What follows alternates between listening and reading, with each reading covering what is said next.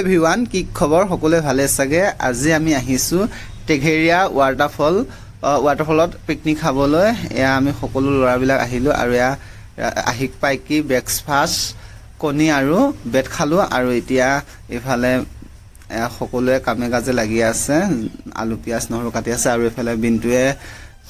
pork বনালে আৰু এতিয়া পৰ্ক খাই ললো খাই লৈ এতিয়া হাঁহৰ মাংস এয়া বনাই আছো এতিয়া আমাৰ হৈ গ'ল বনাই এতিয়া সকলোৱে বহি লৈ একেলগে খাই আছো খাবলৈ মজা হৈছিলে খানা আৰু